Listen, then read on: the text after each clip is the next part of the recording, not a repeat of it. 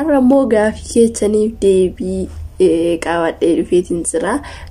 Warreen kana gaafatan jechuudha wifi biyya keenya keessatti yoo galle wifi akkamiin fayyadamuu dandeenya, akkamitti nuuf hojjeta warreen jettanii gaafii gaafataniif inkinoo deebii keessan hanga dhumaatti ilaaladha. Maqaa keessaniin illee paaspoortii akkaataa ittiin itti fayyadamtan jechuudha. Nama rakkistu baay'ee salphaadha. Nakinoo tanaadha ishee kanaadha kan hojjetu baay'ee tokko dhugaa dubbachuuf sa'aatii 24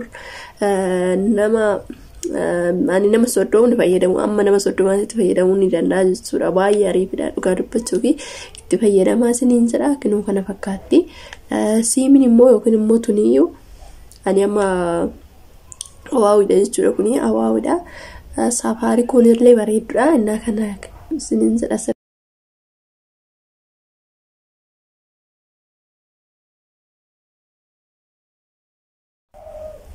Yoo yaa harka fuunee hordoftoota kabajamtoota saanaan YouTube askada jalatti argamtanii jirtu ani zira nagaa kiyya galata waaqayyoo arramoo walitti deebinee jirra. Viidiyoo bareedaa ta'e tokko wanta sin fayyadu qabaadhee dhufeetiin jira. Keessattuu warreen biyya Arabaa keessa jirtanii wantoota sin fayyaduudha. Hanga dhumaatti dhaggeeffadhaa waan sin fayyadu waan ta'eef akkasumas immoo namoonni tokko gaafii waan gaafatanii fi biyya keessatti gallee yookiin immoo warreen YouTube dalagan akkasumas immoo wanta adda addaa ani miidiyaa warreen fayyadamanii biyya keenya keessatti Itoophiyaa gaafa gallu biyya Arabaati እንግዲህ akkamitti neetworkiin yookiin immoo nuuf dalaguu danda'a. Namoota baay'ee badanii sababa isaaniitirraan ka'ee kan bakka nama yaaddessaa miiree anillee seenachi jiru baay'ee tokko akkamittiin wifi kana argachee kanatti bakka jedhee kan biyya Arabaatti cichee miidiyuma kanaaf jedhee jiraatus ni jira. So maaliif biyya keenya keessatti akka barbaadanitti hojjeta jechuudha. Kinoo akkuma argaa jirtanii wifi ni dhugaa dubbachuuf sirriitti hojjeta. Kinoo akkuma argaa jirtanii amma hojjechaa jira. Isheen kana fakkaatti kinoo kanaadha jechuudha. Hedduu dhugaa dubbachuu fi baadiyyaa yoo deemtan tarii antini chaarjii fixeetoo isiniif hojjechuu dhiisuu danda'a. Malee sirriitti hojjeta omaan yaadda inaa isiniin jechuu jaalladha. Gatii xiqqoodhaanii 10 caalaa hin fixxu. So anugaa tokkotti sitti guuttattanii kajajaati sanga barbaadan jaa sadiitti sitti guuttattanii itti fayyadamuu dandeessu jechuudha. Kana inni biraa immoo akkasumas immoo wanti isin sirreeffattanii galuu qabdan jechuudha. Amma fakkeenyaaf warreen bilbila achiitiin YouTube banattanii galtoo isin irratti cufamaa jechaa turanii innillee sobaa. So ani amma fakkeenyaaf bilbilli tarii isin jalaa baduu danda'a. Paaspoortii isaa qabattanii bilbila irraa isin jalaa toon fudhachuu dandeessi. Sababa kanarraan kan ka'een alatti uumamaa tokko kan nama yaaddessu hin qabu jechuudha. Annaa kana isiniin jedha obboleewwan kiyyaa wanti nama yaaddessu takkallee hin jiru. Akka barbaadanitti fayyadamuu dandeessu. So ani paaspoortii achi bilbila sarara balleessu waan gaafa Itoophiyaatti galtanii ni hojjetu kan jedhamu soba. Maaliif jennaan gaafa paaspoortii san irraa fattanii bilbila biraat irratti tarii jijjiirsifachuudhaaf jettan yoo namni bilbila lama dhabeen jiru bilbila lama irraa qabaachuu qabdu boo chaanaalii keessanii maaliif jennaan of eeggannoodhaaf jechuudha. Akkasuma ta'ee wanta takka wanta nama yaaddessu hin qabu. Innaa kana wanti nama sodaachisu hin jiru isiniin jechuun jaalladha. So akkasii inni sadaffaan immoo wanti isiniin jechuu jaalladhu fakkeenyaaf amma gara biyyaatti yoo gallee sababa maaliif baduu dandeessu maaliif baddu kan jedhuuf sababa neetworkiitiif illee ta'uu danda'a. Nam tokko wanti nama balleessu naannoo torbee tokko lamaaf maatii dubbisuu waan jiru miira bilbila qabatanii taa'uun akka achitti ittiin yeroo dabarfachuudhaaf kan bilbila ilaalu yookiin immoo bakka eenyu jennu kin tarii namni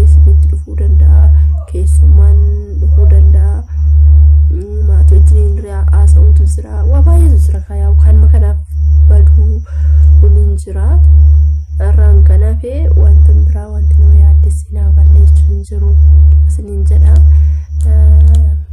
waan akkaniiti inni dabalataa jiraate gaaffii nagaafachuu barbaadan nagaafadha isinin jechuun jaalladha so kiyya kanuma fakkaataa guyyaarraayi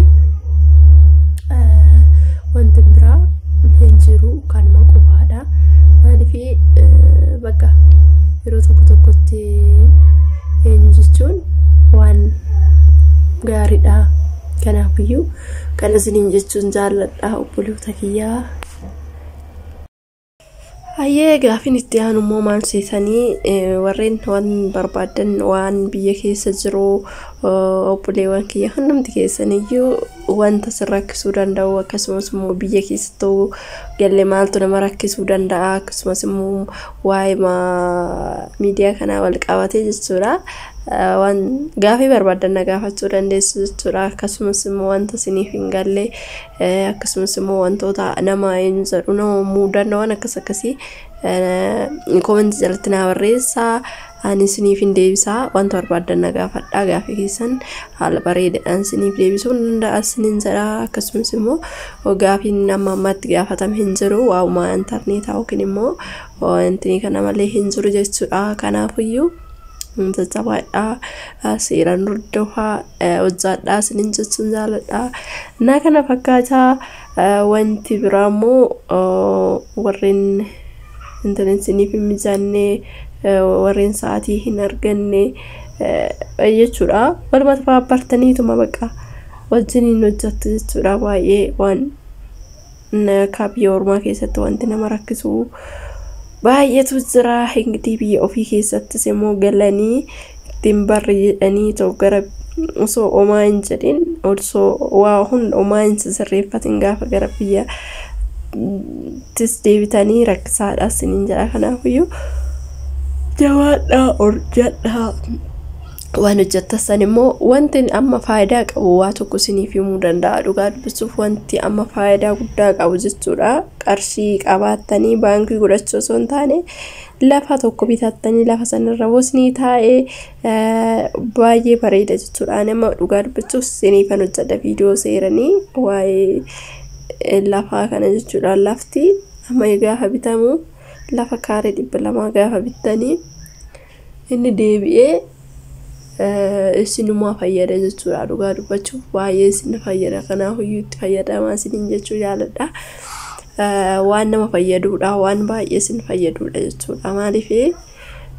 yeroo hundumaayyuu bakka ani lafti amantummaa hin qabdu jettaniitoo hin sodaatinaadha dhugaa dubbachuuf tamannaan baay'ee bareedaadha lafa bitannaan hariifadhaa kanaafiyyuu itti fayyadamaa isiniin jechuu jaalladha annaa wanti jiru kana gaafii biraa yoo qabaattan nagaafadhaa akka barbaadan isiniif deebisuu danda'a yeroo barbaadan isiniif deebisuu danda'a naa kana isiniin jedha obboloota kiyyaa warreen viidiyoo kiyyaa isin bira ga'e immoo like share jechuun jajjabeessaa nama bira dhaabbadhaa numatu wal jabeessaa numatu wal guddisaa kanaafiyyuu sawaadha isiniin jechuun barbaadaan illee wanta biraa wanta biyya keessaa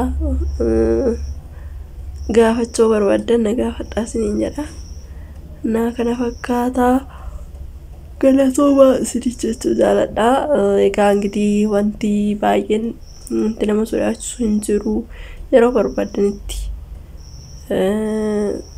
sa'aatii argattanitti wal jajjabeessaa wal bira dhaabbadhaa video waliif ilaalaa dhaamsa kiyyaadha kuni ingidihi waa biraammoo yeroo biraa walitti deebina jechuudha har'aaf immoo video gabaabdura waan ta'eef daqiiqaa 10dha ingidihi seeraan hordofaa itti fayyadamaa isiniin jechuu barbaada isinoo fayyada keessattuu waa'ee intarneetaa warreen nagaafattan isiniif hojjedheen jira itti fayyadamaadha so akkasiniin jechuu jaalladha obboloota kiyyaa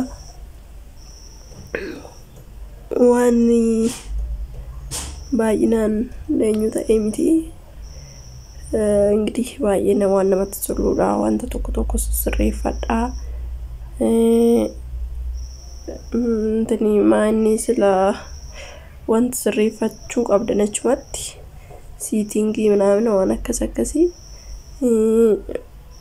paaspoortii bilbila keentanii keessanii irraa fatinaadha waan jiru kanuma wanti biraa waa haaraa miti kan kanarraa nafesiniyyuu hin beektu usinin jechuun jaaladha so kana fakkaata guyyaa har'aa waan waliin turtaniif galatooma.